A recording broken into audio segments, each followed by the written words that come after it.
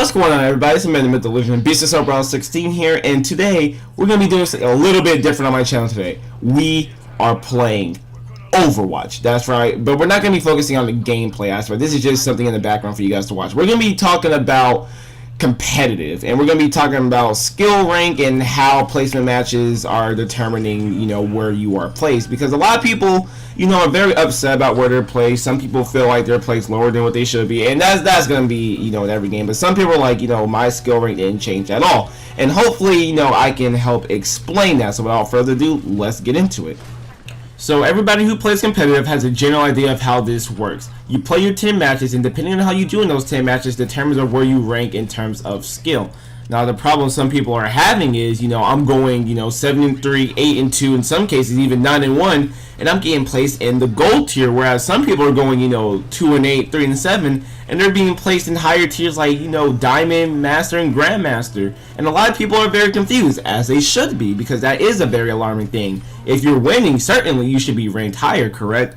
Well, a lot of that has to do with Blizzard already kind of knows where you're ranked. I mean, this is not a clean slate like some people are saying that it is. Blizzard kind of already has an idea of, your skill level based on what you did in Season 2.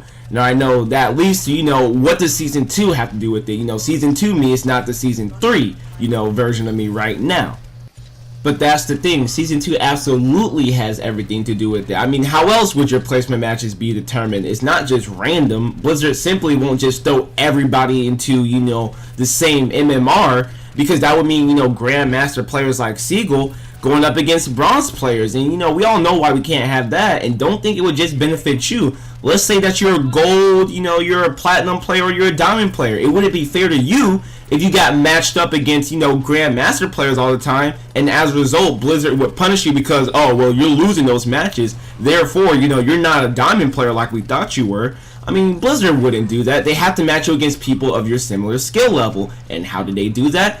Based on where you ended up in Season 2.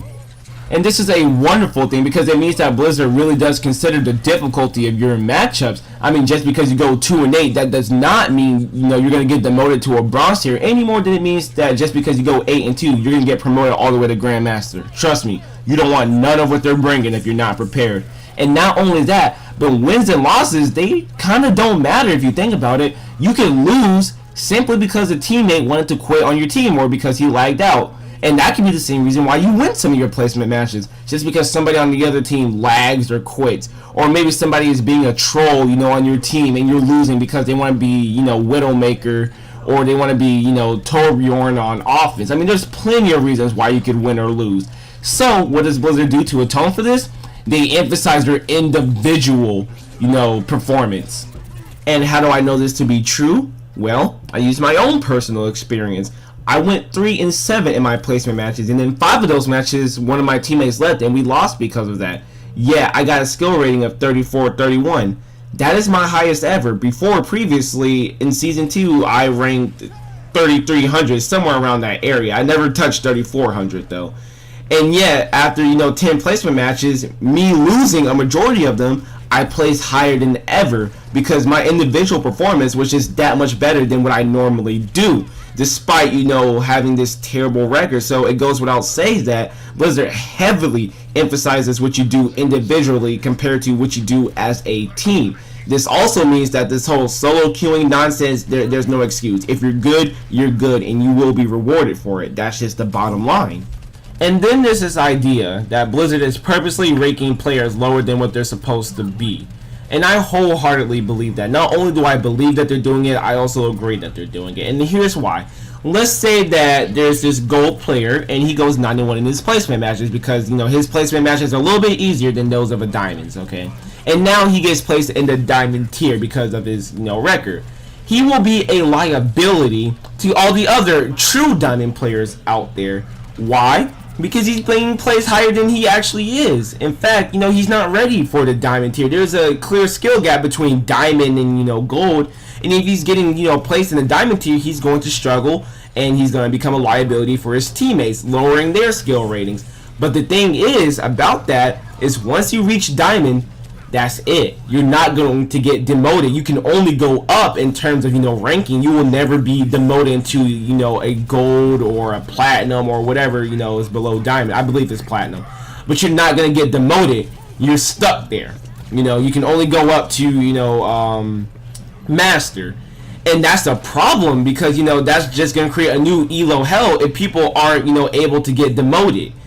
Whereas, if you underrate somebody, let's say you place them in platinum when they're truly diamond, they should have no problem working their way back up. In fact, I've done it 3 times. I played on my brother's account, I played on a separate account, and on each account, I've been able to get up to, diamond level 3 times. It's not a problem, to carry myself from, gold up to diamond. So, Blizzard is very smart in doing that, placing people lower than what they're supposed to be, because, if you're a true rank like you say you are, if you're a true diamond, well, then you should have no problem getting back to diamond. And don't give me that excuse, oh, but my teammates are just... No. Trust me. Any actual player... Look at that Reinhardt taking that diva bomb like a champ, by the way. If you're a truly skilled player, like you say you are, okay, you're a true diamond, you're a true master... You can carry yourself. I wholeheartedly believe that. I've never truly had to depend on my teammates to reach, my rightful rank. I've depended on my teammate to reach a rank above my own when I'm trying to, level up to, Grandmaster, but never to get to my actual rank. And I'm glad that Blizzard is doing this. Because I understand what you guys are saying. Nobody likes to be ranked lower than what they feel like they should be. However, it's better to be safe than sorry, because you guys, when you find your actual rank, when you actually get up to your rightful diamond tier, you don't want that to be spoiled by, a gold player who got overrated, and he thinks he's the world's best Hanzo player, turns to find out he's just some buns. Nobody wants that guy on their team, so, better safe than sorry. If he earns his way up, then he earns his way up. So that's going to be the end of the video, guys. Thank you guys for watching this video. Like, comment, subscribe if you liked this video or you found it helpful. Dislike if you did not, and let me know what you guys think down below. See ya, and peace out.